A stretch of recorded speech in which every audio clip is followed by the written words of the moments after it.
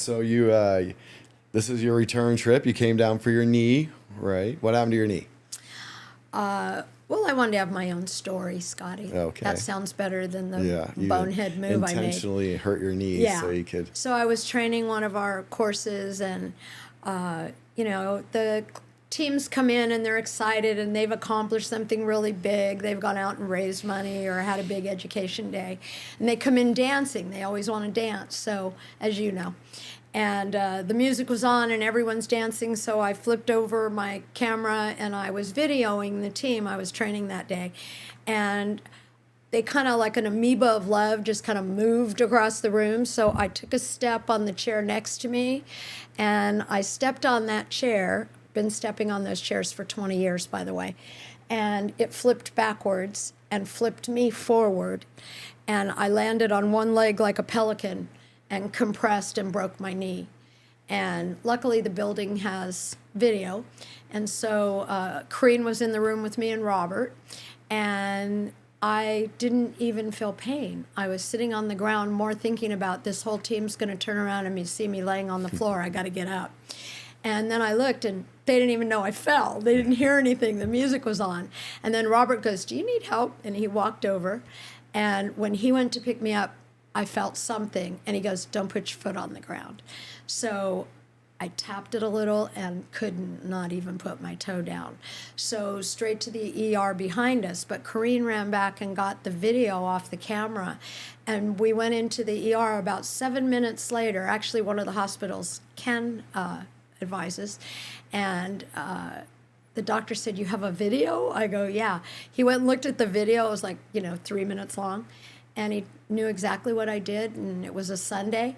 So he said, "You'll be in surgery this week." And I saw the orthopedic surgeon the next day, and he said, "Well, we cannot do surgery if you won't put your foot on the ground for about 3 months, 4 months. And he put me in a big leg brace from my thigh to my ankle. And off I went and was at the orthopedics office the next day. And so I said, "Okay, I'll do whatever it takes." So all of a sudden I had a table for an office next to my bed, and I worked from sitting up in my bed with my legs straight out, and I did everything I could to learn to go to the bathroom in the wheelchair and all the things you learn. And pretty much to the week of what he said, that if I would just follow directions, I could be out of it. And of course, as soon as I was mobile, you guys had called me long before I was able to get down here, but said, "Come down and get stem cells." So I did, and we cut some time off of that estimate. When the orthopedic surgeon saw me after I'd been down here, it was about 3 weeks later is all it was. And I don't know the science of this, so I don't know how that fits in the logic, but he said, "Whatever you're doing, it's really working. What are you doing?" And I said, "Well, I told you I had those friends that have a hospital that has stem cell, or it's a performance center." And he said, "Well, it's unbelievable the shape you're in for where you are." So was accelerated, and now as you know, I'm walking again, and I didn't fully understand my PT person, what they told me. And so I felt like 100% and stopped doing my PT for like 10 days.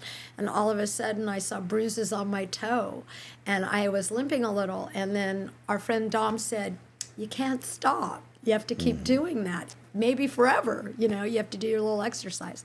So my orthopedic surgeon, well, I called you guys. He said, "I want to know what this is about." And like when people hear my story, they don't even believe that I got better and best and so fast, and it's amazing. With no surgery. No surgery at Yep. all. He right away said no surgery.